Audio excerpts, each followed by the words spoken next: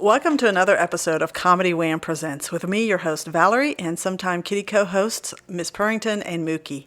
ComedyWham.com is your place to go for features about all Austin comedy. In addition to podcasts, Comedy Wham brings you articles, album reviews, our advice column, all of my Austin Chronicle articles about the Austin comedy scene. Check out our listing of festivals from across the country and the world. And our Cap City Comedy Club FPIA contest page is live tracking the 2024 contest. Our most popular feature is our events page for live comedy shows in Austin, Houston, and DFW, where 100% of the entries you see come from comics and producers. Click the Submit a Show button from the top of the homepage or the events page to fill out the survey to get your show listed. It's free and easy. Tag us on your Instagram stories and we'll share your show promo to our Instagram followers. We also offer paid promo boosts on our Instagram. Want to support these resources we provide? You can donate to Comedy Wham on PayPal, Venmo, or even Patreon. Click the Support CW icon on our homepage to see the ways that you can help us. Our podcast was launched in 2016 to bring you funny people and their stories.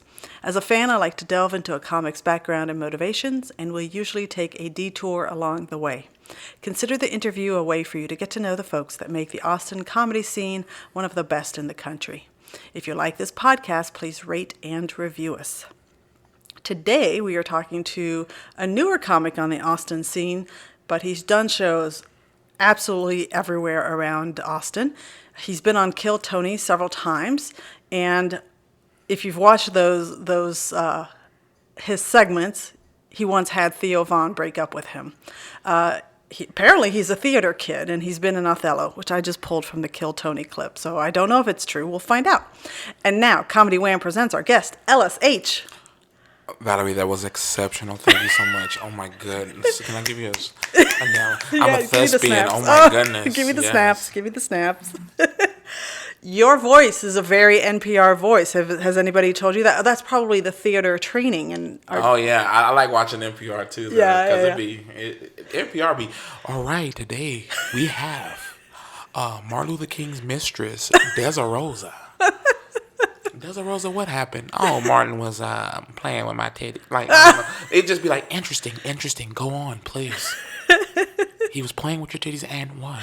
And I'm like, oh my goodness. This is crazy. She's like 89. Why is she talking like that? Well, welcome, Ellis. Thank you for having me. I only met you less than 6 months ago. Yes, at Tilted. At Tilted, yes. At Tilted. You made quite an impression. I try to. Yeah. I really do. Yes, ma'am. I did watch your Kill Tony clips, but I'm realizing I have an official icebreaker question, so let's circle back to that in just a moment. Okay, all right, I'm here for it. Okay, your icebreaker question is one word to describe your past. Oh, shit. Let me see. One word to describe my past. Uninformed. I like that. I don't think anybody. Uninformed. Okay. I ain't know shit about nothing. And I still don't. But back then it was crazy. Yeah. Oh my goodness. Where'd you grow up? I grew up in so I was born in Hammond, Louisiana. Okay. And then there was a small town called Amite, Louisiana. Okay. I stayed there till about I was like 7, then I moved to Austin. Oh. And in like 2000 I've been here ever since. Really? Uh-huh. How did I only meet you 6 months ago? I don't know. But the thing is, we met. Yeah, we did. Yes. Valerie, oh my God, I'm sorry. I don't know what it is. I just want to sit like this when I'm talking to you. That's so funny. Oh, I'm sitting crisscross applesauce listeners. Sorry. I'm getting frazzled. Let me cross my legs. That's too funny. Okay. All right. So you've been in Austin for almost 25 years. Yes, ma'am. And you've said to me before we recorded, you said in the Kill Tony clip, you were a theater kid. Right. I graduated from Texas State with a theater degree. Oh, wow. Bachelor of Fine Arts. Wow. Yes, fancy. And did you do theater and performance art in high school as well? No, that's actually funny. Interesting. I got into acting in high school. My brother, so I graduated from... Are you from Austin? Well, I've been here the longest amount of time of my ancient life. Okay. So you better stop talking. I know I can get some compliments from you. I already know that, so I'm gonna milk it. Okay. You better, god dang it. Yeah, so Elgin, you know where Elgin is at? Yeah. Okay, Elgin, I graduated from Elgin. Okay. And one of the alums that graduated from there moved to LA, and he was a director. And he was like, he made a horror film called Bloody Homecoming, but he wanted to come back to Elgin, his roots, to make a small town horror film. Ooh. Now, okay. I did Bloody Bloody Homecoming. Okay, all right. It's like intentionally bad. Okay. Like, I mean, sorry to whomever, like, but you know what you're doing. Those are good though. Yeah, I just watched a really bad horror movie that was just superb. I can't wait to watch it again. Oh yeah, it's so bad, it's so good. Yeah. It hurts so good. Yeah. But yeah, so my brother like put me to the side and was like, "Hey, bro, like I know you said you want to do that acting shit. There's actually they're having audition for a movie.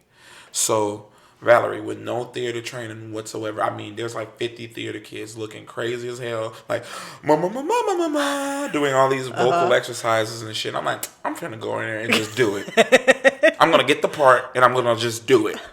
And my first audition ever, like never doing anything, got the part over everybody that did like theater, and then it was so funny. Wow. The theater teacher was like, Ellis ? Like, because I wasn't never in her class, but I got picked amongst the like cast directors from LA, and that's how I got into acting. Wow. Yeah. Wow. So you got your IMDb famous? I got some credits on IMDb. Nice. So is this thing that you're in something we can watch? Oh yeah. It's it should be on like Tubi and something. I also got a movie called. Wait, is it this movie? Bloody Homecoming? Yeah, you could. It's on YouTube. Yeah, but this is the movie you're in? I mean, well, I'm like a featured extra. I was actually really good, right?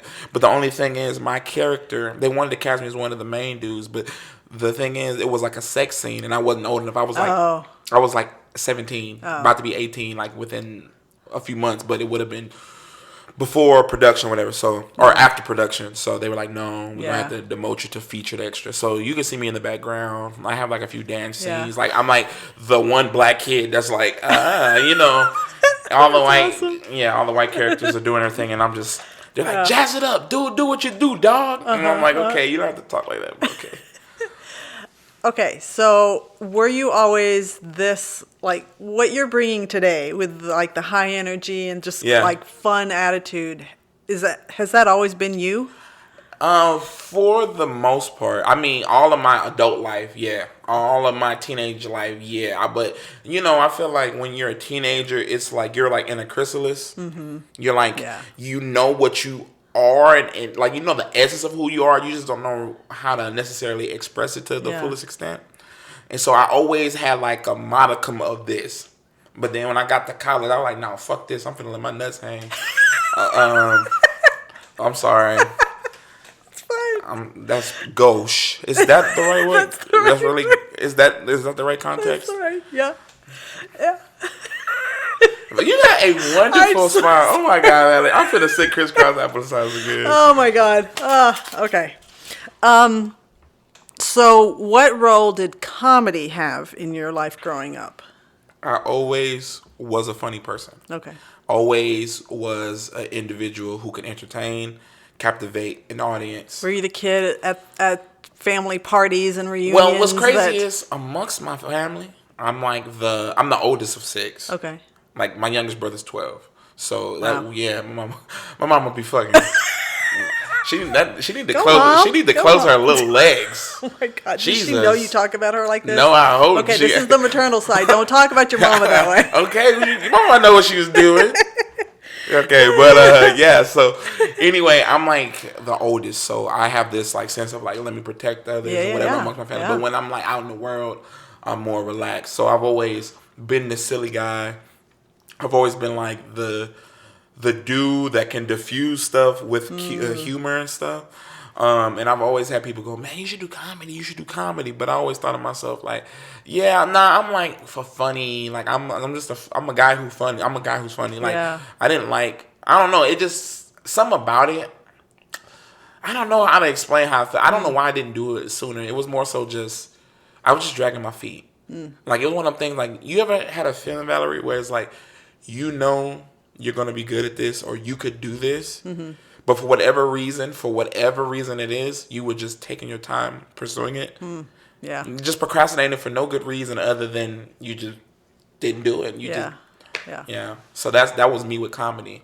But then, yeah, I mean, hell, I was in college, like talking, right, like cracking jokes in the courtyard. It started off with 2 people, then it started out with 3, and then 4, and then literally like random people were congregating, and I was just holding court, but like I'm on stage, conversing, whatever. It was a special. It was a special that never got released, but. Yeah, and I was like, I have an innate ability to, I feel, I don't know. I hate when people are like, I have this ability. And I'm like, bitch, no, you don't have no ability. You can't read. You don't have no abilities. But no. But you decided to go to college to pursue specifically theater, or you wanted to be an actor? You got the acting bug. Yeah. Acting was like the acting. It's almost like this. Acting and comedy is just 2 women that I love dearly. Like, acting is that girl that, like, she's been by my side, and I just love her. And we started out together. But then comedy's that crazy bitch. I don't know what she's gonna do. Yeah. She might stab me. I like that shit. I'm attracted to talk, but I don't know. It's just I can't pick one over the other. So people, it's so funny because when I was an actor, motherfuckers was like, "Oh, he's a comic trying to be an actor," and now that I'm a comic, I'm an actor trying to be a comic. So I'm like, damn, like I just can't win for losing with that shit. But hey. So what were some of your favorite things in college as far as your acting and theater work? My favorite things, I love talking to people. I love. I don't know what happened. I'm not a people person anymore. I used to love people. I love individuals. I can't stand people. I'm with you. Does that make sense? Yeah, absolutely. I've never heard anybody put it that way, but that is me. I love individuals. I can't stand people. Yes. Like, so I feel like everybody has like this unique thing. Like I'm sitting in your kitchen and there's a whole world here. There's a whole, mess. You know what I'm saying? No, stop it. Oh my goodness. No, it's just lovely. Listeners, let me tell you how Valerie's kitchen is looking. It is a beautiful cobblestone granite countertops. We have an array of beautiful baby pictures of her sons and flamenco and plants. You know it smell good in here. It's just it's bunny ears. What the hell? You're a happy person. Bunny ears. That's great. If you was evil, you wouldn't have no bunny ears. Yeah, that's in true. There. That is true. I wouldn't. No. With a mug of chocolate. A mug of chocolate. A mug of chocolate. That's true. Oh my goodness. Yeah. Okay.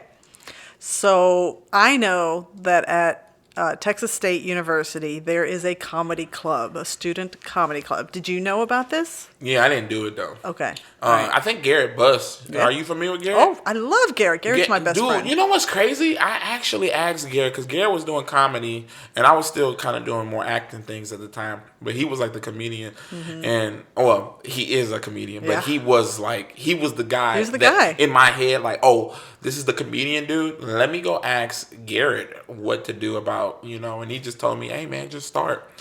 And I said, it got to be some other shit. He goes, no, just start. And then, and then it just happened. Okay, but how did it happen? Oh, okay. Because it's been this like side thing that you've ignored for a long time now. It was like a siren song. It was always calling my name. And I just was like, then one day I just couldn't do it. I had to go out into the depths. So it's 2 times actually. I started in 2016, but it was more so like, let me just do this shit to get it out of my fucking system. Let me get on stage, and if it don't go well, I'll just never do this shit again. Yeah. Valerie, I killed that shit. I killed it, bro. Like, did you prepare, or did you just walk up there and say, "This is me"? No, I prepared. I am so big on preparation. On preparation. Oh my god. Man. Okay, I'm big on preparation. I'm standing by that shit. But yeah, so I prepped, did really well, and I was like, I knew I was gonna do well. I knew it. You're not telling me anything I don't know. So, the pompousness of the first open mic that crushes. Right. And no, but that's the story of my life. Is like I do shit exceptionally well in the beginning, and then it's like a learning curve as I'm like, and then it's like, it's like it's more to it than what I thought, because then you get the nuances of stuff, right? Mm-hmm. And it's the intricacies that really fuck you up, but it also make you polished. Yeah. So where was that first open mic that you did? Assume an open mic. The first open mic was at Cap City over there when it was on Research Boulevard. Okay. Yeah, this was 2016. And then I killed it, never touched it again until 2018. That was 2 years later. Do you know Devin Walker of Saturday Night Live? Devin Walker. I mean, if you show me a picture, I probably know him. Okay. Devin Walker. This is very similar to his story. Oh, for real? For real. Oh, just if you need a little inspirational. For real? Yeah. Oh my goodness. So I left it alone for like 2 years. Yeah. Then I came back and I was like, I'm gonna do this shit again. I was funnier 2 years ago than I am. I'm funnier now than I was 2 years ago. Yeah. So I'm like, let me go out and just do this shit again. Were you still in college? I was still in college. Okay. I was on my last semester. This was my last semester. And Valerie, I know you've done shows where it's a variety act. Mm-hmm. Good God. I can't make this shit up. So it was at Buzzmill. The second time around was at Buzzmill in San Marcos. There's these two old fuckers named Steve and Steve. Both names are Steve. Why they're named Steve and Steve. Uh-huh. And they got these guitars and they're just shredding shit. The motherfucker was playing Freebird, dude. And it was like Freebird. And they're killing it. Uh-huh. And guess who goes up after them? This dumbass. But I said something to the effect of, boy, that's like coming after Martin Luther King, I have a dream speech. What the fuck are you going to say after that? Y'all just going to shred? And then that got a laugh. Uh-huh. And then I went into my set. And it was just the most amazing thing ever, because there were some veteran comics. Do you know Jason Johnson and Jack Neal? I don't. Okay, well they're like really heavy in the like San Marcos and New Braunfels. Okay. But them two were just sitting there like scouting me like a vet, like, oh, he's gonna get eaten alive. And I'm like, yeah, motherfucker, no, I didn't. They loved it. All the people came up to me, oh my God, that was great. So in my head, I'm like, oh, this is for me. This is for me. Uh-huh. And oddly enough, that was my second time. Yeah. Symply Courtney. You know Symply Courtney? I love Symply. Symply Courtney. Let me just say, Courtney, if you're listening, I love you, bro. Thank you so much. For real. He got me. So Valerie, tell me this shit ain't crazy, dude. Okay. So that was my second time doing it. Mm-hmm. My third time doing it. Okay, that was the second. My third time, like the week later, because I think it's like every Tuesday or something like that. I do my third set, kill it again. My God. And then, yeah, because I'm like, I don't know. I just, in my head, I'm like, I'm black. Like, we know what funny is. Okay. Like, I don't know how to explain it. It's just like, no, I ain't going to say that, because there are white people who are funny, obviously. But it's something, whatever. That's like, that's another podcast. That's another podcast. I'm coming back over here. We're going to talk about black-white dynamics now. But okay, all right. Bracing. But the third show was really good. It was really good. And Courtney said, hey, you got 20 minutes? 20? I said, yeah, I got 20 minutes. I did not have 20 minutes. Of course. I didn't have 20 minutes, Valerie. But guess what? You didn't hear. No, but it was like this. I love my experiences as a comic, because it was like I got ushered in.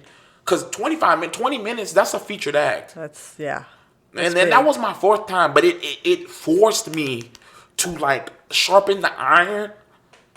I'm like, if I'm going to do 20 minutes, it got to be good. So my brain was flooded with ideas. It was just a cacophony. I don't know, Valerie. You maybe want to say shit like cacophony. And gauche. Never said gauche in my life. Oh, you gotta snort. I am just refined here. I am just befuddled. Oh, snap. Oh my goodness. But 20 minutes, I am going on my brain. How much time did you have to prepare for this 20-minute set? I had like, oh man, I want to say like 5 days. Shit. So I am fucking like, so I even had a process. I need to go back to it, but I'll be like, okay, I'm gonna write everything I'm thinking down. Just everything. Just dump it all out of my head. Boom. Okay. I will come back to it, refine it. Everything that I did not like, I will just leave out and then add to it. And then I will make new ideas, leave out, add to it. And just refine until like towards the end, I don't know what it is about my brain, but when it's crunch time, I can make it, the best ideas come under pressure. And it would be new ideas that amplified it. And I did my 20 minutes. And I did pretty good. Damn. But I don't know. But here's the deal, though, right? Now looking back on my old sets, I have like you know how it is when you see your old stuff, because it's like it's good in the sense of like I didn't bomb, and the jokes were pretty like low hanging fruit, but it was still like quality jokes, and it was just such a. Oh, I miss those days, man. I don't know what it is about when you are new in something and there's no expectation with it. Yeah. So you don't have no standard to like who you like. It's like the ego or whatever, or not ego, but your idea of yourself. It's like, oh, I'm up here. So this don't meet my standards. But when you new, you don't have no standards. Right. The shit is endless. Like, but now I'm a little picky with my shit. Like, that's tongue in cheek. I don't like that. That's too easy, you know. But back in those days, I could did a comedy competition. Oh. You want to hear about the comedy competition? Sure, of course. So, anyway,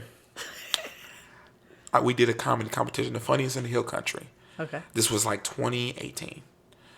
I am 6 months into comedy, and I'll spare you the details. I was beating out comics who were doing this shit, who are doing it now. But I was beating them motherfuckers. Wow. And I think the first place was like AJ Fascasio. He a Italian dude. He be rapping like Bone Thugs and Harmony. Okay. But he like, yeah. You know what I'm talking about? I've seen him before. Yeah. Okay, he won that bitch. He won. And then second was Colton Dowling. Yep. And then the third was me and this. I get mad talking about this shit. Me and Colton. Okay, no, not me and Colton. I was third place between this dude named AJ Garçons. I haven't seen him in a while, but yeah, it was me and AJ Garçons tied for third. But it shouldn't have been no fucking third, because I actually had a slew of people who could have voted, and they're like, "Oh, when were we supposed to vote?" Bitch, when they said vote for your favorite. But they were chit-chatting, they were drunk. But anyway. So it was audience vote? Audience vote, and they love me. And I don't know if it was because I was black and I don't know, I remind them of some kid they grew up with or some shit. Just one lady said, "You remind me of my grandson's friend. And you got a nice face." I said, "Thank you." So, fuck my jokes, huh? Yeah, right. Bitch. I got so mad. I don't know why. I would take offense easy back in them days. I'd be like, "What the fuck you say to me?" But yeah, it was a great experience. So you stuck to it after these. So it was like 2018. 2018. 2018 was like this period of like, I'm an actor and comedian, so I would do shows, but they would be so sparingly. It'll be like months in between. Now I couldn't go a week without doing 2 weeks without doing a show. But I would come back with this new fire, and it would just I always came back with this intensity, like as if I had never left. Yeah. So that's why, like, when I do take time off and I feel like, oh, I'm getting rusty, I'm like, nigga, dude, you better, excuse me, bro, you better tap back in. Because it's like, you can, I don't know, it's always in you, you know, you have the ability. Yeah. But yeah, oh my goodness. So what happened for you during the pandemic? The pandemic, 2020, I actually shot my first feature-length film in 2020. Ooh, nice. The Good Hearts Club, and that one was pretty phenomenal. I was like one of the leads in it. Now it's on Amazon, Tubi, and Prime. If you have $3.99, you can purchase it. What was it? The Good Hearts Club. All right. Yeah, I got more movies, but that's the only one that's like real fucking released, and I can't talk about the other shit. Okay, Yeah. so you focused on the acting. Did you miss performing comedy during this time, or were you just too busy? And you knew that she was going to wait for you. Yeah, if like one fed the other, like when you act, because my shit is act outs. So when I'm acting, it fueled my comedy when I went back to it, and then vice versa for my my comedy towards my acting, because then I would do comedic roles, but then I'll be in tune with the powers that be or whatever, and the comic forces or whatever the fuck. And yeah, so it was just, I don't know, it was just a nice little juggling act between the two. Yeah, yeah. And when did you decide to get back into the comedy world? Oh, after a breakup, it's always oh my God, it's always a girl. This is the Devin Walker story. It's always a girl, ain't it? It's always a young yeah. bitch. Oh, I'm sorry. We will not do that here. I'm sorry, Ellis. Slut. I mean, Ellis. Whore. Ellis. I'm sorry. We do not. Valerie, do that I here. am so sorry. First off, let me apologize for swearing in front of Jesus. This ain't Jesus. No, that's not. No, that is the great LaShonda Lister. Oh, LaShonda Lister. Oh, I'm Yeah. sorry, LaShonda. Yeah, she wouldn't tolerate your. But I will say that. Can I just say? That bitch stole my identity. Can we? Oh shit! Okay. Can we? Right. Like that's a thing. Yeah. It's under investigation. Wow. Yeah, but she's deplorable. I can't Wow. stand her. Wow. Okay. But no, man. But hey, she gave you material. Dude, she gave me material, bro. Valerie, she gave me material. Wow. Shout out to you. Oh my God, that bitch didn't have a neck. Praise God. How you gonna keep your head on a swivel? I don't know. I don't understand those people. She be in a spinning chair, spinning all the way around. You know how you be typing, you be what? She be spinning all the way around. Yeah. She be moving her feet. What? Puta. Okay, so after her, you decided to get back into the. Because it was more so like I had a plan. Oh my God, why do I feel like I want Joe? How about fuck Joe Rogan? Like, respectfully, I don't know. If you've been to Valerie's place, you'll be like, you know what, this is lovely. I've made it. It's warm. It's not. Ugh. Yeah. It's not sterile like his studio. Yeah, his shit be like, all right, just tell me. Just because he has millions and thousands of hundreds of billions of followers and I don't. I'd be like, let's talk more about aliens. Let's fucking not, Joe. Yeah. Damn. So yeah, the breakup was the catalyst for me. I don't know what it is about breakups though. It's almost like it's a feeling of like, fuck you, I'll show you. Cause I did acting, and she wasn't supportive in the way a partner would be. But I think the expectation she had of me was not realistic. It's almost like she fell in love with the potential and the ideal who she thought I was. Oh, that kind. Yeah. So it was like, because I'm a smart cat. If I wanted to, I could damn near do anything. But I just chose comedy and acting. And she didn't quite understand it because I would get paid for shows like $20, $40. Yeah. And fuck you, bitch. I'm getting paid $80 now. $100. So we moving up. That's an increase. I don't know how much. Don't ask me about math. Okay. I don't know that. Don't ask me about that shit. But we increasing. Yeah. But yeah. So she was very toxic and just not a good person, not a good partner. Granted, I wasn't the best, but she definitely had her flaws and just wasn't a good situation. So got out of there, moved away, and I was like, well, fuck this. I'll just go to do comedy, like in Austin. How hard could it be?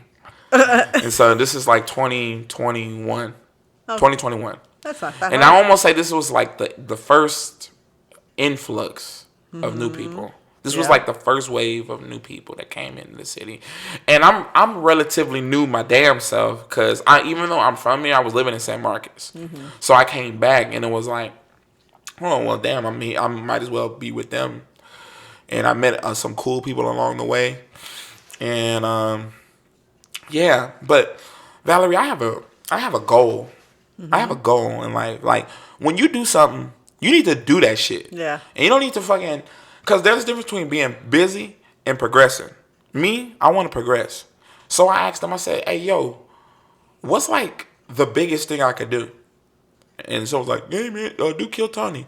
I said, what? Who's Kill Tony? You hadn't heard? I like Kill Tony. Like, I was not privy to it at all. I did not know what it was. The whole concept was kind of bewildering to me. I was like, what the fuck? A minute?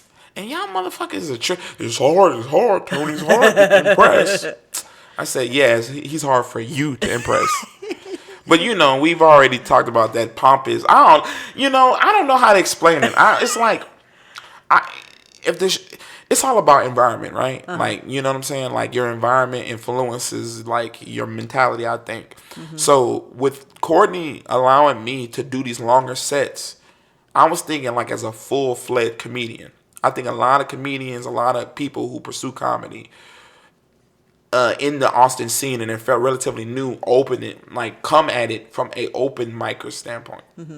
So it's almost like I'm just, you're just trying to, whatever. I'm like, no, I'm a whole act. I'm already figured out. Yeah. Or at least you think, Because, I don't know, it's like the older you get, the more you realize you don't know shit. That's right. So, I was just imagine how much I don't know. Because I'm old as dirt. Valerie, you better cut it out. You better cut it out. You're so. Ladies and gentlemen, for those who haven't seen Valerie, she has the face of an angel, white teeth, just amazing. Yes, we have some light gray hairs, but they're like clouds. The whole thing. And it's just don't let her fool you. I'm sorry. I will not do the Valerie slander. Okay, right. I appreciate that. God I want that in writing. Okay. Are we gonna make a post? No Valerie slander. Let's take a pause break here. Okay. And then we're going to talk about these Kill Tony experiences and what, how your 2021 started taking shape. And so this is Where Should We Begin? It's a card game by Esther Perel. She's kind of like a renowned psychologist, and she has a podcast. It's kind of quirky and cool, but these are open-ended questions. Okay. And you're going to point to a card. Yes, ma'am. And I'm going to take that card away. I know I've been biased. I keep doing that. I've not looked at these. I know. I'm like, you could pick this one, or you could pick that one. You can pick what. I've already picked it when you showed me them two cards in the beginning. Okay. So you're picking this one? Yes. Okay. I know. To it like what if crazy. it's like the worst possible question? Okay. It's okay. So you read that one to me. I have no idea what's on the other side. Okay. So I'm going to answer. Okay. I'm going to do my best to answer, but then we're going to close with you answering the one you picked. Okay. Cool. I burned a bridge when I... Ooh, I burned a bridge when I... Have I burned bridges lately?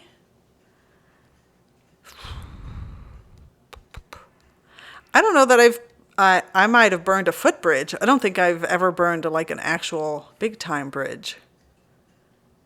I'm not a mean person, so it's hard for me. Like, I want people to like me. Right. So it's hard for me to do things that say like a real total fuck you.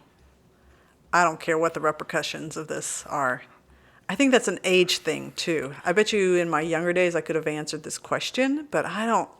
I'm always responsible. I'm stumped. Let that 20-year-old Valerie out. 25-year-old Valerie. What did she do? Damn.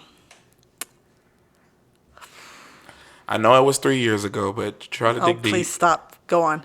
Stop. No more. I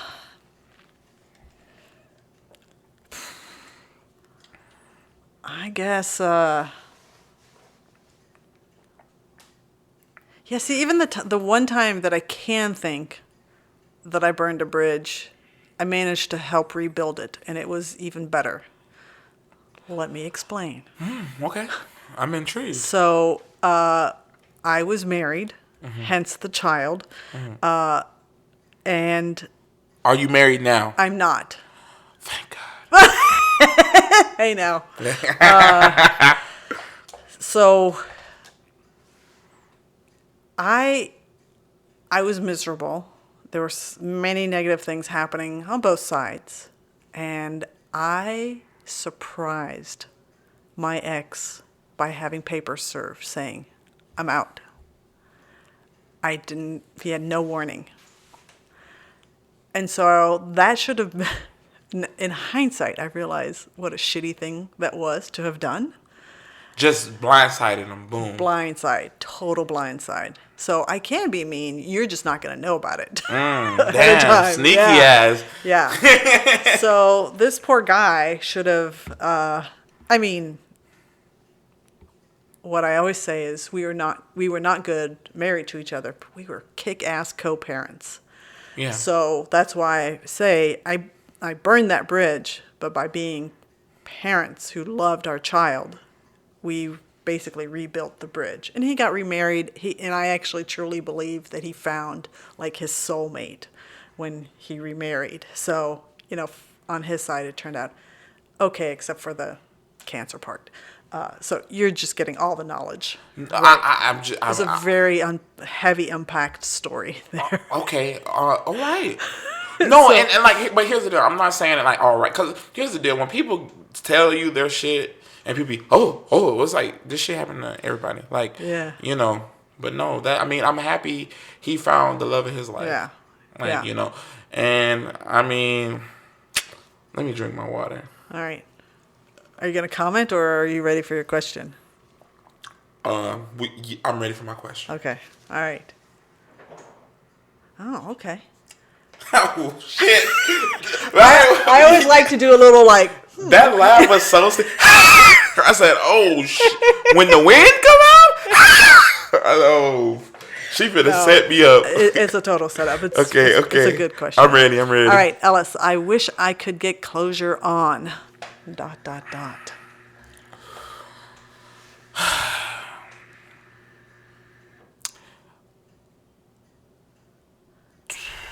Okay. It is June 29th, 2023. And I headlined at the Upstage Comedy Lounge in San Antonio. Shout out to Bobby. I love you. Headlined it. Kicked ass. Kicked it, crushed it, murdered it. So I had my first standing ovation. Nice. Really great. Really great. So good. My uncle called me. So a little context about my uncle. My uncle, he's the kind of guy that he'll blow your phone up and he'll just talk about random shit. And he loved women. It just always was just. What guys talk about kind of shit, kind of Gen X, kind of kind of thing about, and I'm like, all right, I don't want to talk about pussy today. All right, all right, yeah, she had nice jeans. Okay, great. I don't. It's like, yeah, I didn't feel like talking to him that day, but I was gonna tell him about my headline and shit. Then July 1st, my mom texted me and said that my uncle had a heart attack. Oh, shit. And he died. And he was one of my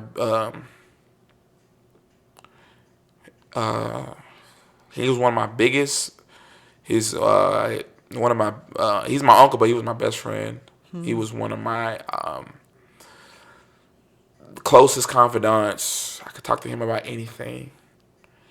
And he was just an amazing guy. Despite all that crazy shit I said. He was so cool.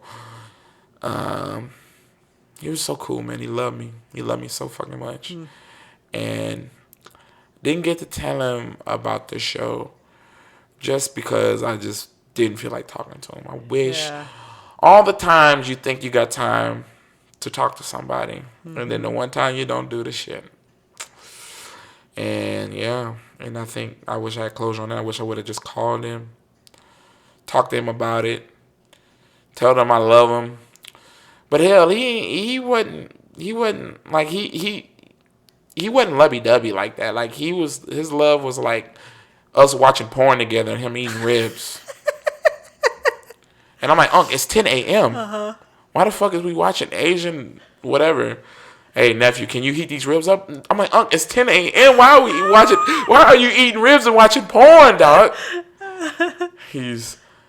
Come on, nephew, help me out. But yeah, he's a silly guy. He was great. He just loved me, bro. He was like my second dad. He an amazing man. Monroe Butler Jr. Everybody he was my Uncle Jr. Wish I would have called him, but yeah. See, you didn't think I was gonna get deep, huh? Yeah. Do you talk about him on stage ever? I actually got a joke about how the pastor. So the joke goes like, I was in church at the funeral. I actually did a set. I did like a speech, but I did like kind of a set, and it I crushed at the funeral. I'm so fucking. I know, right? It's like, get the comics, right? Even at your uncle's funeral, you fucking asshole. But no, the pastor was sitting down going, and it's a black church, so he, and the Lord, I'm here to tell you that Junior is in a better place. I'm here to tell you that God got a special place. God got a special place for all uncles. I promise you, He's in heaven. All uncles are in heaven. And I'm like, hold on. I know a bitch whose uncle was on To Catch a Predator. And that motherfucker better not be in the same place my uncle is. It's going to be, you can't see Chris Hansen and Jesus. Yeah. Yeah, that's the joke. That's pretty good. Yeah, and then I have more. I'm trying to do like the porn and ribs bit. But it's so funny. But it's like I need to get like a little bit of like fluff to get it like whatever. I'm working the kink side of it. Yeah. But I actually, Lord willing, and I believe that I'm speaking this into existence. I mean, knock on some shit. I'm gonna have a special. Lord willing, maybe 2-3 years, maybe sooner than that. My Uncle Junior, his name was Monroe Butler Jr., but he went by Black Caesar. When I get my special, I'm gonna call it Black Caesar. I have no shadow of a doubt that this shit's gonna happen. Yeah. Yeah. Black Caesar. I'm telling you, it may not happen like right now, but it will. Yeah. Yeah, I believe it.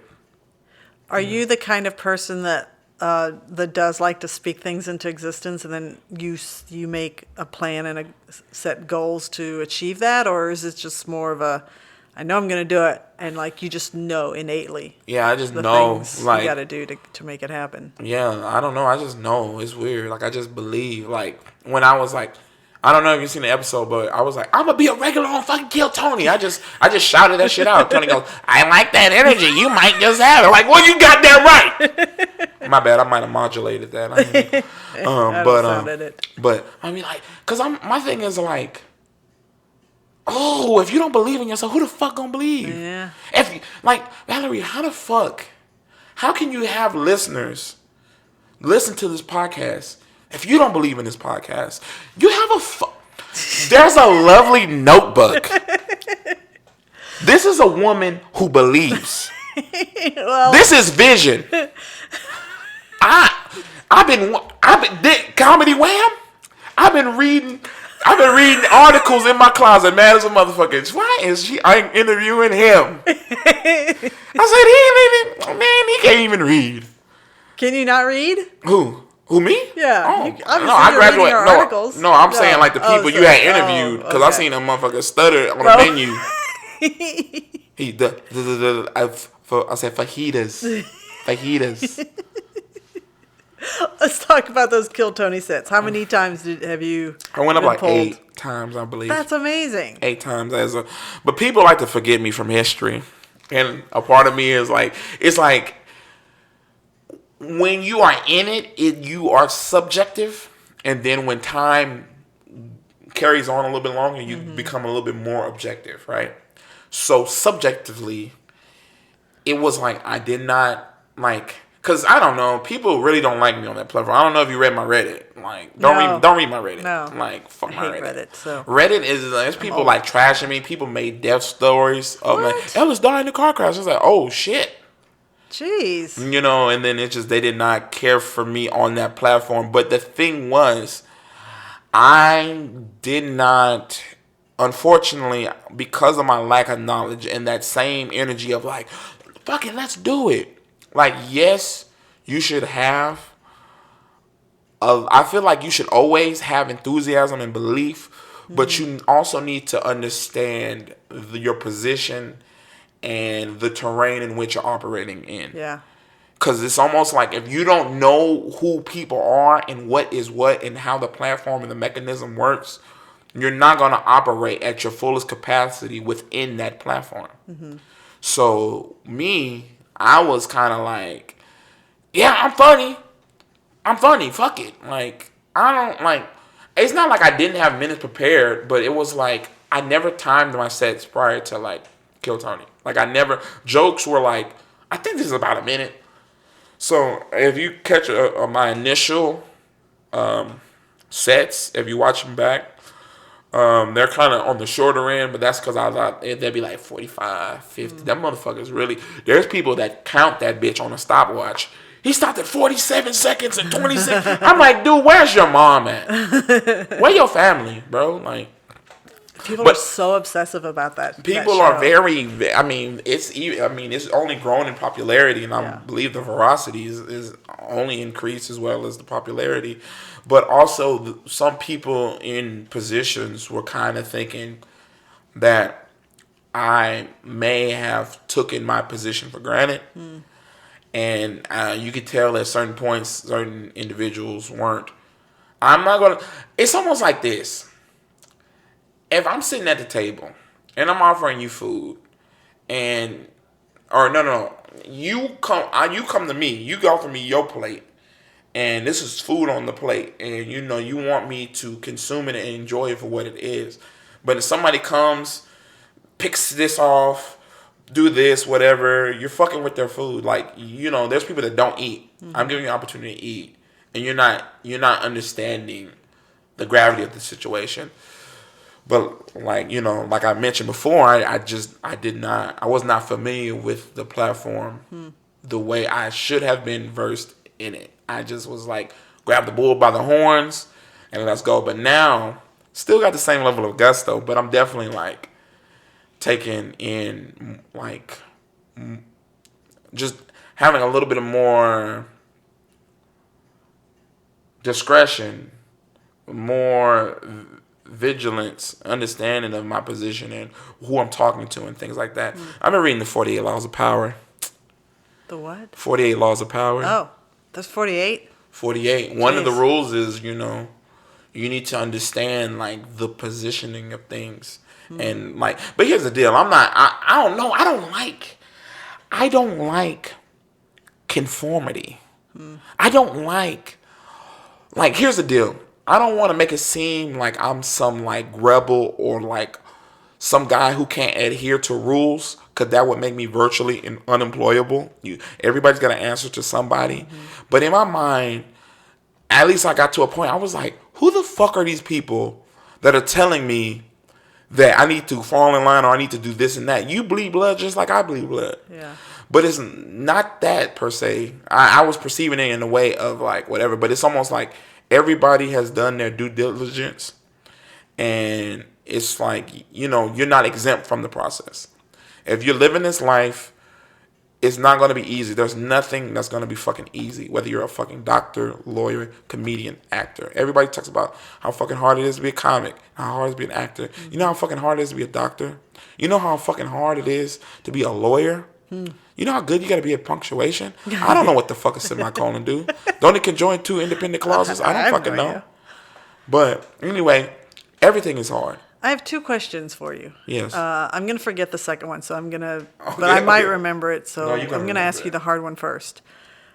I watched 3 of your Kill Tony clips. I used to be a diehard Kill Tony fan when they were still in L.A. Okay. And when they moved to Austin, I kind of fell out of it because whatever reasons. And I watched your clips. There was nothing about what I watched as your clips, and maybe that was by design, what I saw on your Instagram feed. There's nothing in there that said, oh, he's a fish out of water. He's going to get reamed by the panel. So I'm really, really curious about why you think that audience went after you. What do you think you did that kind of got that audience riled up? I'm trying to think of like I feel like PR trade. No, Yeah. I mean, first off, thank the Kill Tony people and everybody for giving me a shot and giving me opportunity. I appreciate it. It was a lovely experience. I feel like I'm fucking. I'm going through I'm like Diddy right now. Yeah. Wait, no Diddy. I think what it is, and this, it's all about me personally. I think it's unfortunate, and I'm gotta just keep it a buck. I gotta be honest, keep it 100. I think in every occupation, in every form of job in society, there are people, and with people, we are very social creatures. So, with that being said, despite whatever job you may possess, there is an element of socializing in a way.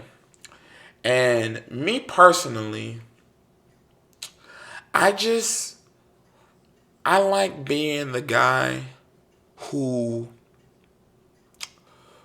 is the everyman. I wanted to be the guy that it's weird. It's a duality. It's like, if I'm being honest, I think I'm great at comedy, and I'm entitled to my opinion. But it's like this air of arrogance. But it's only because it's like I'm performing. Yeah, I better believe in what the fuck I got going on. But it's like when I'm off stage, I don't want people to think I'm some like arrogant asshole or pompous or like I exude an air of superiority. So sometimes, oh man, it's so crazy. Oh, it's so nuts. There was times when people were trying to get to know me, but I felt like I'm not of that ilk. Not in the sense of like I'm not worthy, but more so like I don't know nothing about the extracurriculars of this group, and I'm not gonna act like I do, because a lot of times people like to fake it to make it. I didn't want to fake it to make it. I was just like, look, I don't know what this is. I don't know what to do.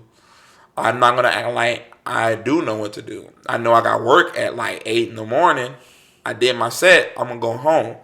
But as you know, as a comic, Valerie, the hang is integral. Yeah. Yeah. You almost like the hang is damn near 80% of it. And I think what started to bleed through was like my lack of the hang was like, and I can totally get, I mean, I could be totally wrong in my like assumption of this, but it was like, well, damn, this motherfucker not only don't time his minutes, he don't hang out, he's always fucking just doing, because I remember one time someone specifically was like, hey, let me get to know you a little bit better. But also, if I'm being a little bit more honest than usual, I just didn't want anybody to know me to use something against me. Because if you don't know me, you only have a perception. Right. And you can only guess so much with like what I look like and what I do. You don't know actual shit about me. Yeah. So I guess that's like, I mean, you could call it what you want. Playing it smart, being a pussy, showing cowardice, whatever the fuck. But the whole show is predicated, while it is a showcase of talent, it is predicated showcasing talent, but it's also predicated on people getting the living shit roasted out of them. And I'm not a roaster. I don't want to be roasted. I'm like, my comedy is like more like feel good or whatever, and I'm not like of that ilk. And I guess they can kind of like sense it. Like you can, when people, we're very astute in our approximation of people. Like we know who full of shit and who ain't, or we know who's more like or kind than not. He other. I mean, I don't know. This is all shit that I've just... This is me laying in the dark of my room like, why them niggas don't like me? What the fuck did I do? They were erasing me from history. But then it's just kind of like, nah. I mean, God bless them. I like, shit. If I go, I mean, I'll go back on Kill Tony. But it's like, it's more so... But it's not even that. It's more so like, I want to do this shit on my own. I have the accolade of like doing the regular shit, but it's even like regular shit with an asterisk, like in stand-up David Lucas. So it's whatever. But anyway, I want people to know me and my comedy, because it's almost like shout out to all the people on the panel, on the regulars, but it's like you don't get that person without the association.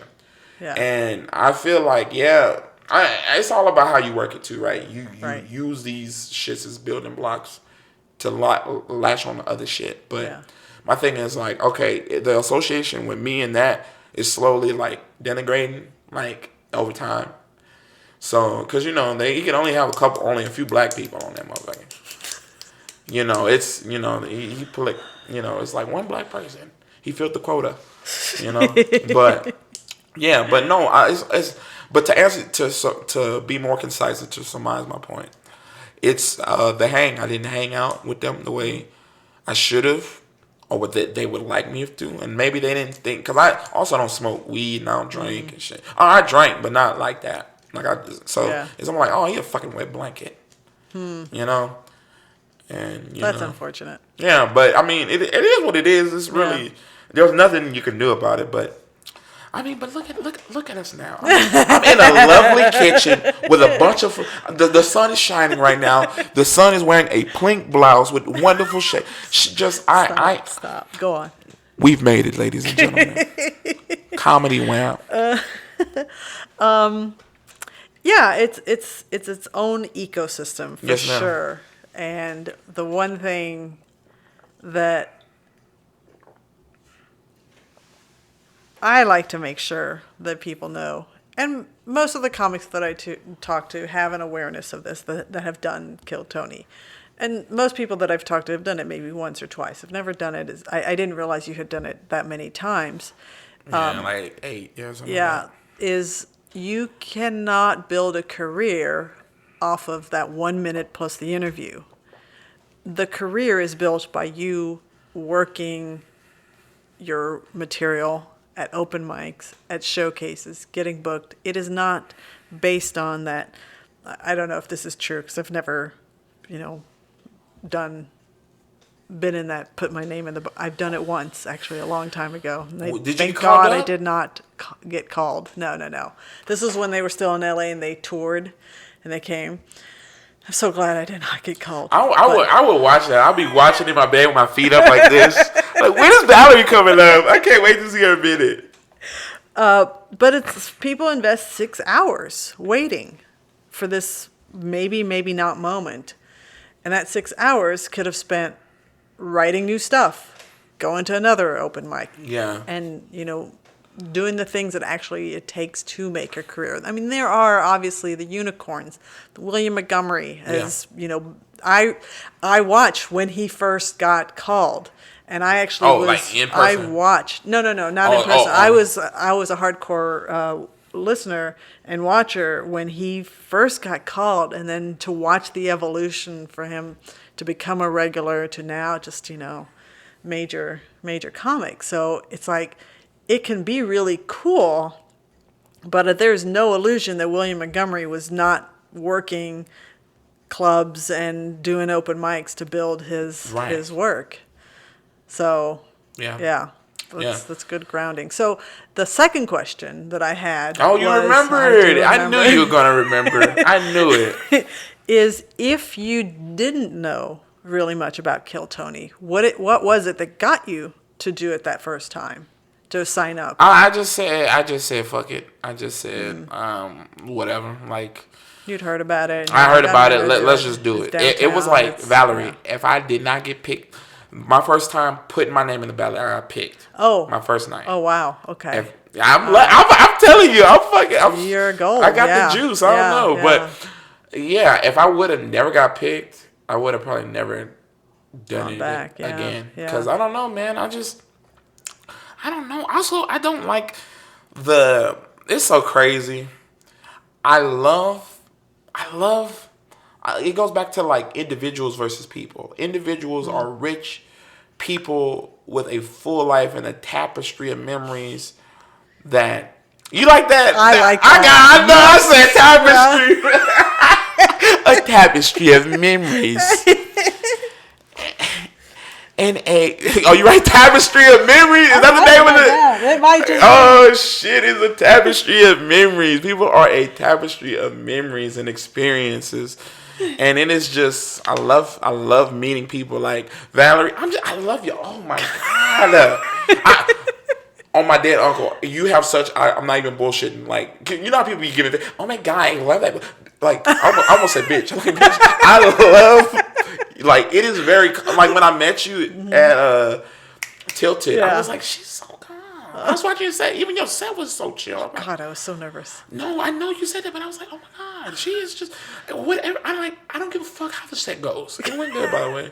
But I was like, I like this. I'm like, and then when I finally get the camera, I was like, oh, I hope she picks me. But then it's almost like, but here's the thing though. Individuals are great. But it's when people are in mass, they become faceless. They become, duplicitous, and ulterior motives come and arise, and motherfuckers will do anything to do anything.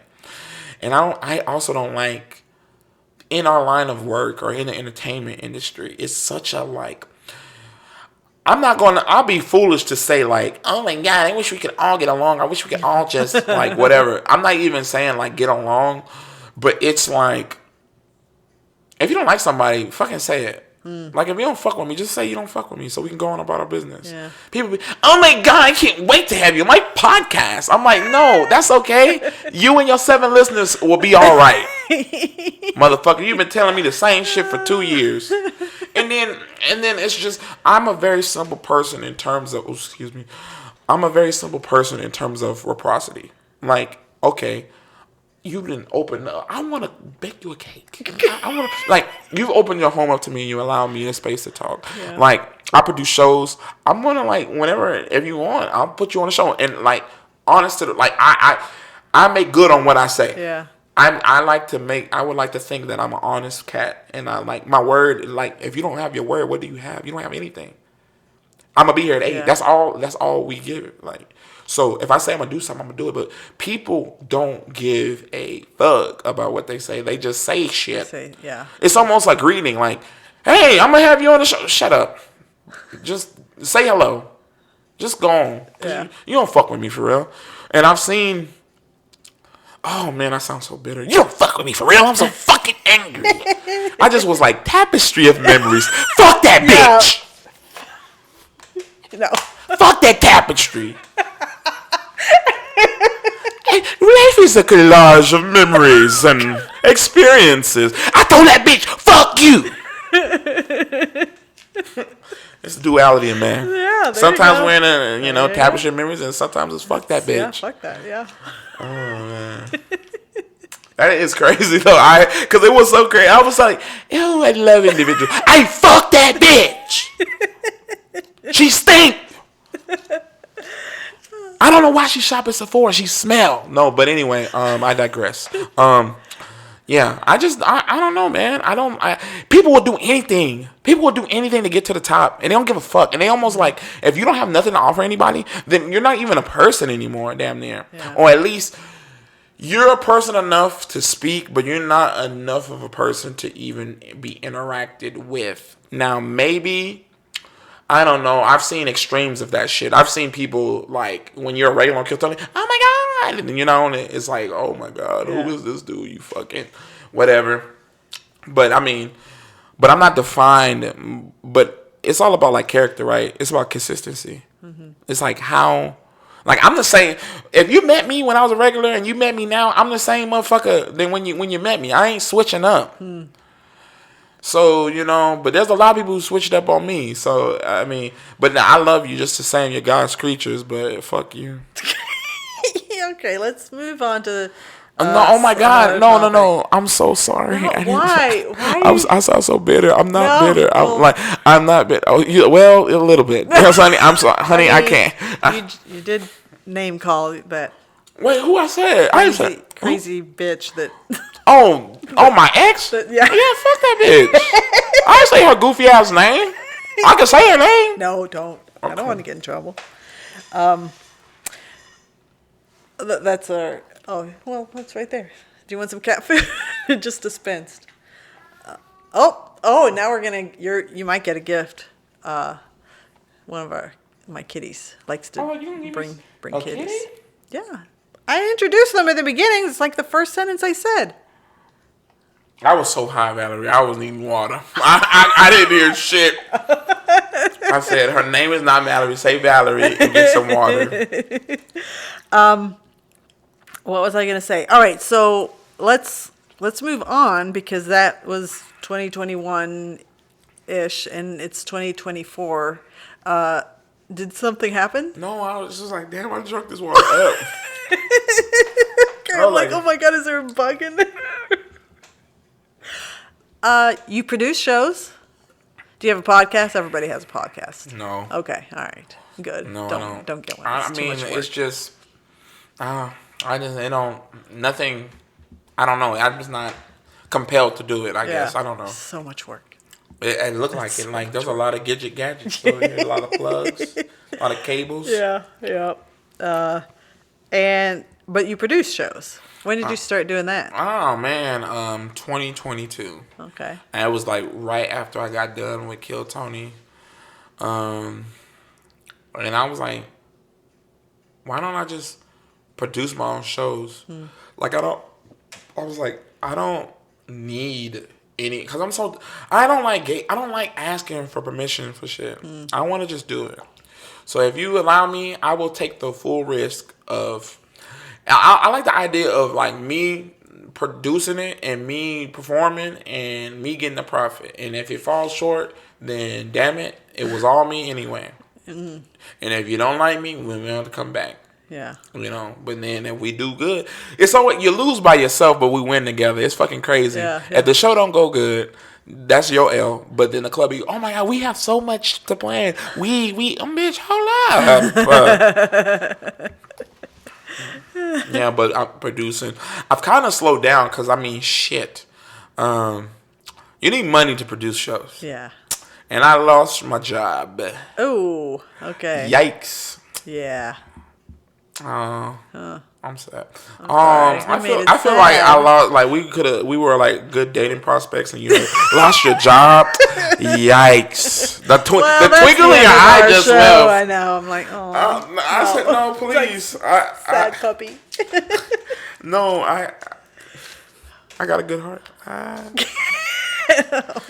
But yeah, it is take a lot of money to produce shows, man. And currently in between jobs right now. So I'm kind of taking a break, but I like producing shows. I like doing them. I produced like 5 shows in 1 month. Oh my God, that's a lot. Shit, I barely do one a month. Dude, I produced a show in like San Antonio, Austin, Dallas, like in the same fucking like week at one point. That's crazy. Insane. That is crazy. And I was baffled. I was like, oh my God, why didn't anybody tell me this? But then I got like a good check and I said, I'm going to keep doing it because everything is lucrative. And it's like, no, motherfucker, you're going to almost, I'm not going to say you almost always break even, but you either like, you more than likely lose. But when you hit it big. Yeah. Tis life, though. It is. Tis life. It is. I feel like a poet when I'm in here. Did we do some Ernest Hemingway or Robert Frost? We did, yeah. The road. Is the connection back? Oh my God. I know you like the intellectual types. Tapestry. Tapestry. Life is a beautiful. Fuck that bitch. I'm going to go to my little standard questions because I want this to drag on. Okay. I mean, keep going. No. Wait, you said drag on? Oh, it's dragging for you? I'm like, is he going to grab that and make fun of? Yeah, no. Oh, that broke my heart. I said, oh, shit, well, let me hurry up. Well, no, I'm going to ask you more questions. Okay, I'm like, you trying to rush our date? Shit. I'm so sarcastic. I try to break myself from that, but it's hard. It's dragging on. No, it's not. All right, Ellis, what do you love about being on stage? Oh my God, I am uninhibited. It is my time. It is my domain. Yeah. It is a power in which I love. I like it is. I don't know how people get stage. Like I live it. I like it. I like looking at the people. And it's like the more people, I'm like, yes, I fucking love that shit. I feed off it. Yeah. I'm like,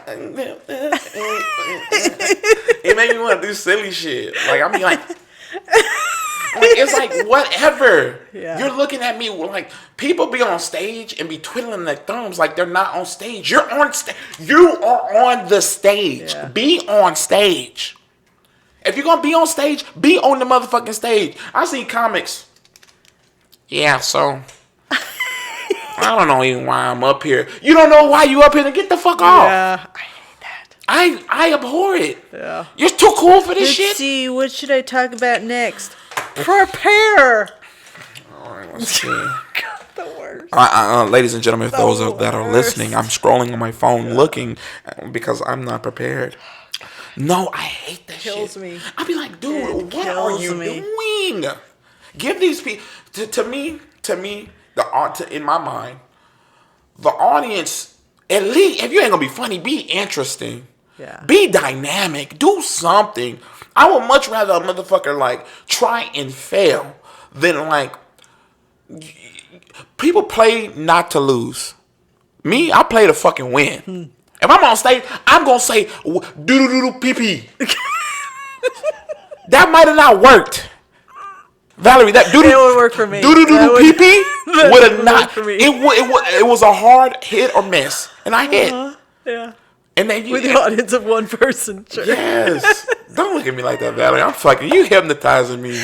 You gonna make me eat hummus? No, God. Oh okay. My goodness. There was something I was going to follow up with that comment. Damn it. I know, it's so eloquent. Eloquent tapestry. Life is a beautiful tapestry of memories. Doo-doo pee-pee. Caca.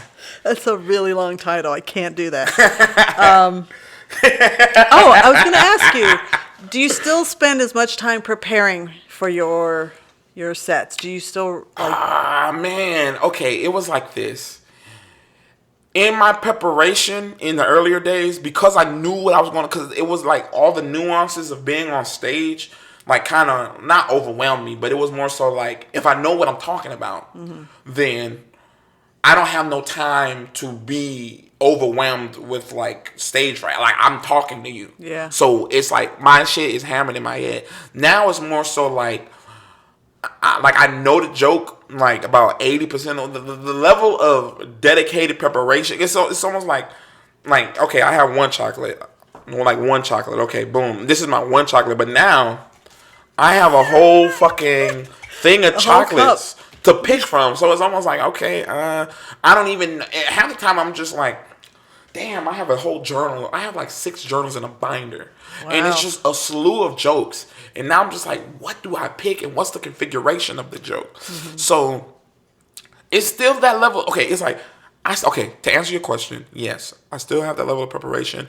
But in the beginning, it was more so like, remember your set. Now it's like, how can I enhance the set and magnify it how can I make it better than the last time? What is the sequence? How do I trim the fat? How do I get the nuances? How can I get a cohesive like set where the ideas flow from one to the other idea? All this shit in the beginning, I didn't give a fuck. I was like, whatever. I'm going to talk about ass. Well, you didn't have to think about it that hard because you were hitting 4 times in a row. Yeah. And it's so funny. It's like a double-edged sword because then it's just like, it's almost like, are you familiar with Greek mythology? Yeah. So you know about Icarus and all that? So I was like that motherfucking Icarus, bro. Like, for those that don't know, Icarus is a tapestry of Greek tapestry of beautiful. No, but anyway, Icarus flew too high to the sun. Yeah. But I don't know though. But they don't never talk about the water part. They always talk about don't fly too high to the sun. But he also said don't fly too low to the water because you will not fly. Yeah. My mind is like, I'm not gonna be low. But bitch, you can't be so high that nobody can tell you nothing. Because at a certain point with acting and comedy, no one could tell me anything. Because I was like, what the fuck do you know? every time I've done it, I've been exemplary.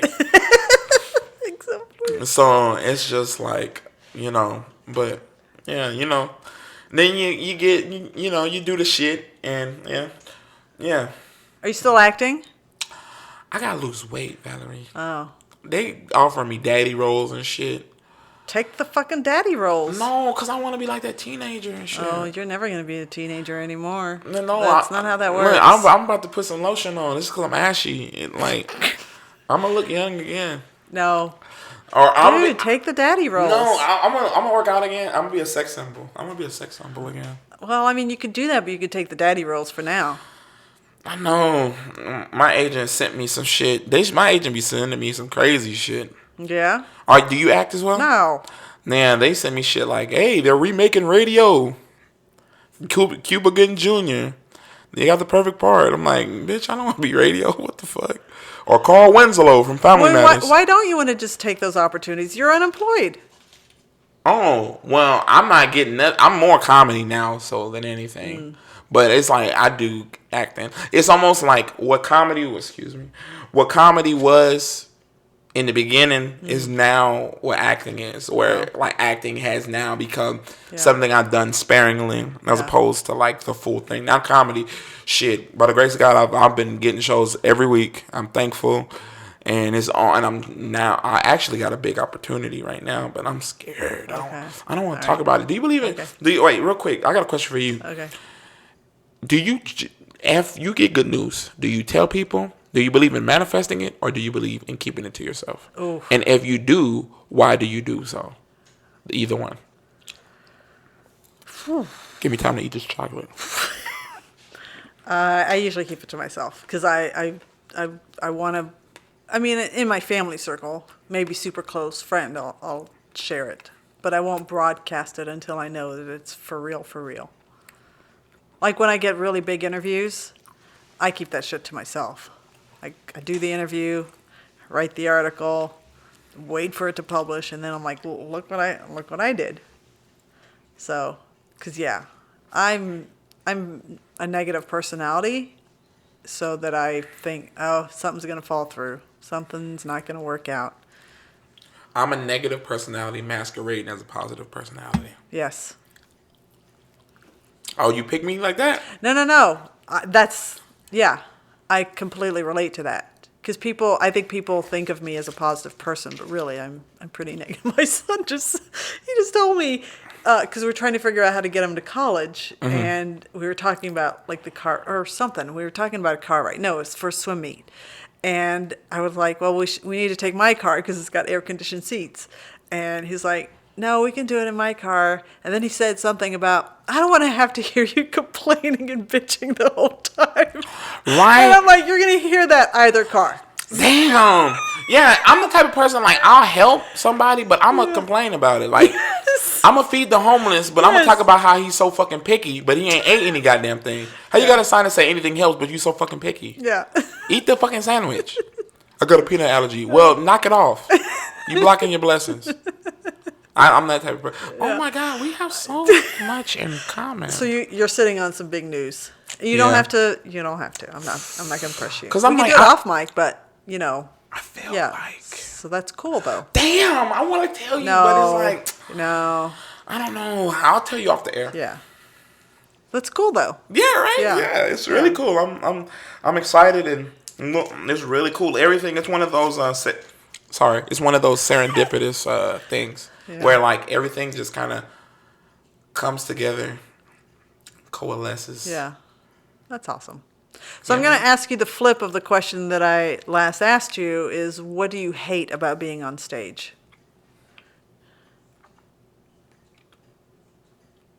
Which, since you and I are both complainers, we should be able to easily find. Or maybe you don't. Oh, you're just finishing your chocolate. I'm going to have to go buy more. No, it's a bug. No, don't. I need to have some. I haven't had any. Oh, I'm going to have some. Thank you. Ooh, 2. Okay. Okay. All right. Sorry about the chocolate. I think the worst thing is I hate small. Can you hear that? Yeah, I'm picking it up. Oh, but the crunching? Yeah. Oh, shit. Yeah, you're chewing the fuck. And here I thought you were a lady of elegance. I'm not. I felt like I was in Charlotte's Web. I'm sorry. I'm going to sound edit. I never sound edit on my sign edit. No. Hey, no, this authentic. This is, I want the real Valerie. I don't want none of that post-edit shit. Okay. Keep that. I'm done. All right. Yeah, baby, yeah. Okay. I think, can I move this a little bit? Okay. I think it's interesting, right? I try to be open to any possibility. So I actually, you messaged me like, are you a comic? You like to get here early. Every show, I get there an hour early. Holy cow. Every show, every venue, every location. It don't matter. If I can't be there an hour, it's like 30 minutes. Mm-hmm. I need to see my surroundings. I need to see the people. I need to see what I'm working with.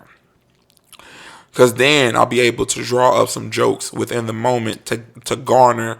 Like, because to me, I feel like you have to win them over in the moment. Mm-hmm. It's almost like, who the fuck are you trying to tell us jokes? But if I'm talking about, man, you got them flowers in there, we'll all see the flowers. So now there's a level of familiarity.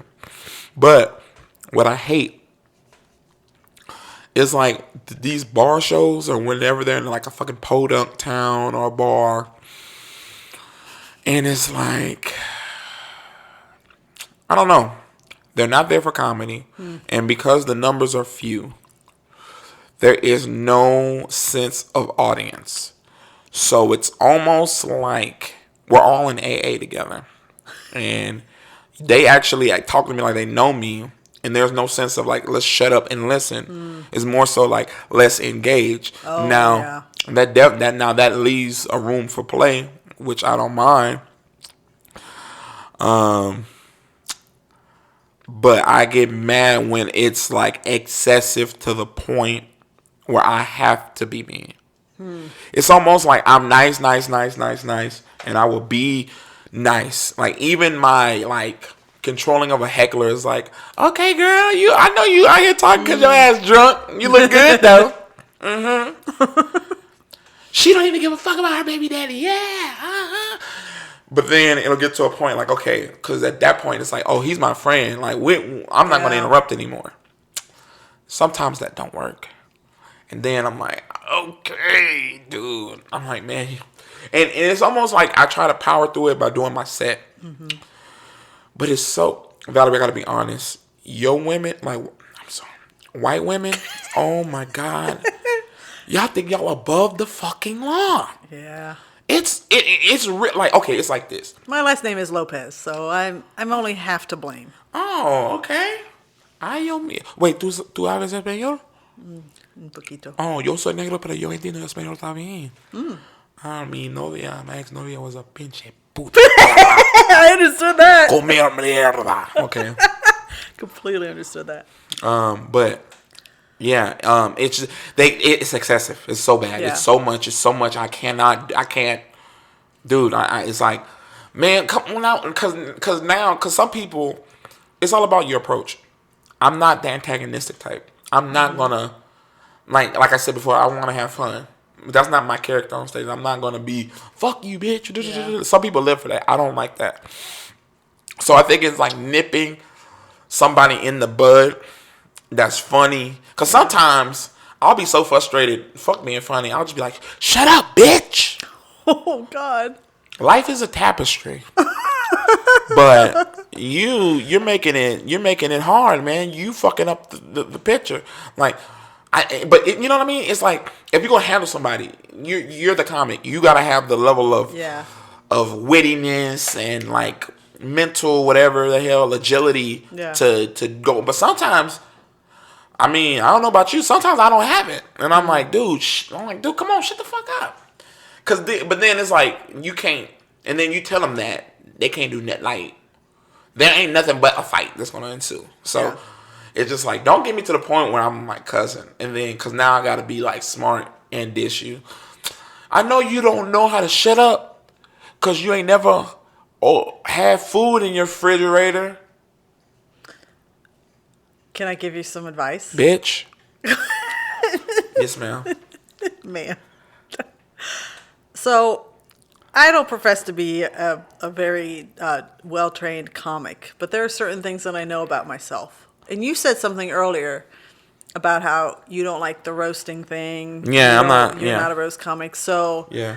don't let somebody push you into being a roast comic to your audience. Mm-hmm. Not that I perform on stages very often, but when I do, because I host my show, I've had some people try to heckle me.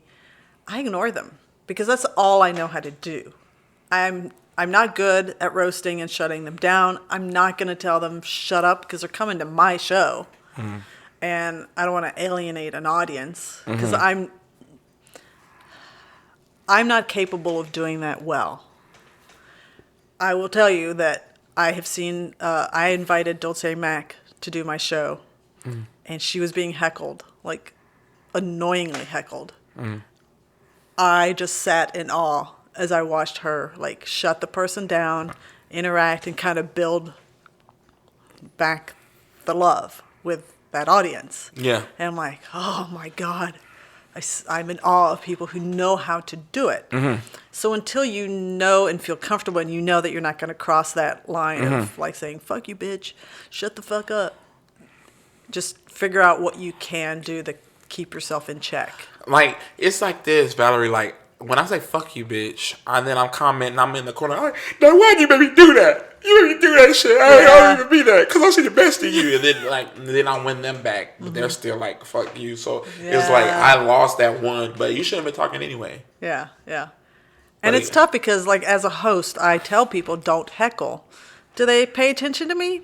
No, they don't. Yeah. So it's tough. And I think audiences, one thing, so when you started saying what you didn't like, I thought, oh, we all like a trained audience. If you go into downtown, those are trained audiences. Yeah, they know better. They know what's up. They know better. They know that if they're engaged with, then they'll talk. But audiences out in these suburbs, they're not. I mean, they're fucking excited. wilderness. They're so excited to have comedy that, you know, they come to the show. They just don't know how to behave. And it's tough. Not everybody should have, like, comedy shows. Like, I did a comedy show in a nursing home. And they've been through enough. They don't need no more shit. It's crazy. It's so crazy. Yeah. It was, can I tell you about this story? It's a real life story. This lady goes, thank you so much for coming to the venue. This is going to be such a great show because everybody is older. You know, they're people's grandmothers and great-grandmothers, and some are great-grandmothers. Great-great-grandmothers. I said, so I want you to perform like you're going to be performing for church or maybe even your grandmother. Boy. I said, okay, can we do a little prayer? And then later did prayer, whatever. And I said, oh my God, this is going to be a nice show. The first comic come out, which one of y'all hoes like to get y'all pussy licked? Jesus. I said, oh my goodness. Oh my goodness. God.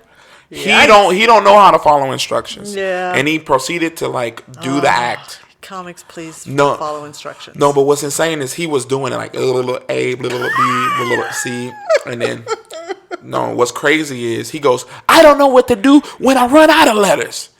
And then the oldest lady there, Valerie, I can't make this shit up, goes, start over. Oh God. I said, that bitch had to be 106. She's so like, yeah. Yeah, she showed Thomas Edison her titties to keep the lights on, I'm sure. I'm sure. That's crazy. Her dentures almost fell out. That's but very wild. I speak to the point of like, we didn't need that. Nobody needed that. No. It was just too much. Valerie, I really enjoyed this. I know. I got to get you out of here. No. I mean, if you want to end it, we can. I'm enjoying it. Yeah. Tell what you want to know my zodiac or what? Well, okay, sure. I'm a Libra. I don't know what that is. Like, tell me the month. October. October. Okay. I'm a Sagittarius. My mom's a Sagittarius. Really? Yeah. Yay. Yeah, December 17th. 4th. Oh, okay. Mm-hmm. What, you said October? Yeah. Well, my October 19th. 19th, huh? Yeah. Be 31. Oh, yeah. That's when it all happens. I don't know. I love how you was starting the argument. Oh, this is gonna happen for you. I don't know. Fuck it. That was the Lopez coming out of you. Yeah. I don't know. Fuck it. All right. Is there anything we haven't talked about? I mean, we've talked about a lot. Is there anything we haven't talked about that you want to talk about? You want people to know about you?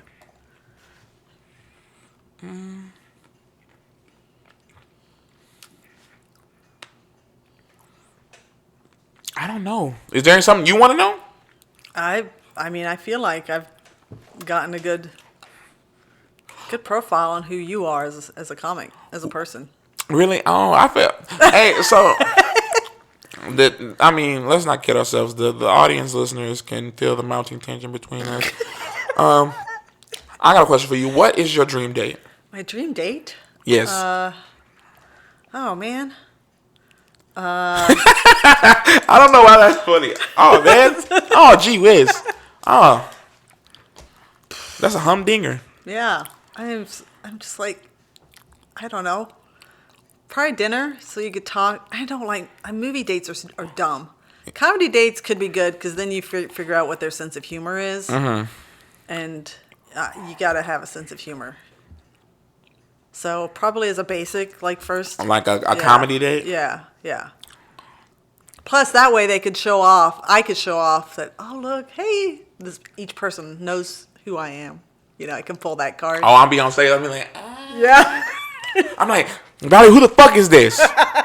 I'll be on stage crying. I'm like, who the fuck is it? Is it because I'm in between jobs right now? You remember when life was a fucking tapestry? You remember that shit? Remember cook? Remember poo poo pee pee? Remember caca? You allowed your fucking ass up. You gave me a Slytherin cup? Is this what we're fucking doing? They're gonna give me the light. I say, fuck the light. I'm gonna kick his ass. Who is he? Ellis, this is Juan Carlos. Man, who the fuck is Juan Carlos? I'm sorry, I got upset just there. I'm sorry. I'm sure you got upset. I done got my. I'm crazy as hell. You know, my phone trying to make me think I got ADHD. Oh yeah. My phone is trying to convince me I got ADHD like a motherfucker. Like I'm on IG, is like test for ADHD or ADHD. I'm scrolling, it's like you may have ADHD, and then it's just like a deliberate. You got ADHD, get help. I'm like, oh fuck. It's very forward. I'm like, damn. Do I seem like I got ADHD? No. Do you though? No, I don't. What the sure? fuck? I was an honor roll student. What the fuck? I can learn. You got ADHD? No. I don't think I do. Everybody got some neurodivergence. Yeah. They try to make that sexy. I mean, if you have it, that's cool. I'm not saying it's not sexy. I'm just saying like, oh, I got autism. Yeah. We live in a world that's so fucking diverse. It's crazy as fuck. Like I remember when being a black person was Who is just, texting you now? I'm gonna be I all. don't know, and hold on. Why do you have notifications? That's really the bigger No, question. I'm so sorry. Why I do you don't make know. noises? It's my brother. I am so sorry. Okay. Well, do we? It's silent now. It's silent. No. No. Is it important? Huh? Is it important? No, it's not important. Okay. It's stupid. Don't. I was like, I thought there was some girl from back in the like, don't you fuck this up for me. I'm like, what's going on here? All right. Are you ready for it? Damn. Are you ready for your closing question? Yes, lay it on me. All right. One word to describe your future. Bright. Okay. That was quick. You didn't even laugh or react. Nice. I'm serious, but that was certain. Yeah, that was like, Yeah, I'm doing yeah. it. I'm doing it. Okay. All right. Well, that is a wrap on Comedy Wham presents Ellis Aych. Caca poo poo, life's a tapestry. Biatch! Ellis, tell us where we can find you on social media. You and promote can your find projects. me. Oh, I'm so sorry. I didn't mean to cut you off. Yeah. Don't You can interrupt me. Ooh, wait, don't. Is your son got his headset on? I don't know what that is. Okay. They can find me Ellis ELLIS_AYCH. Okay. IG, TikTok, and I got a YouTube under the same name. Okay. Yeah. Cool. Projects? Projects. Not yet. I can't talk Okay. about them. All right. I can't talk about them just yet. All right. We hope you've enjoyed learning about how Ellis got to be the comedic genius that you heard today just as much as I have. Yes. And the Oh my. Tapestry. The life is a tapestry. Tapestry. This has been Comedy Wham presents Ellis Aych. I'm Valerie, and that's been funny. Thank you, Ellis. Thank you, Valerie.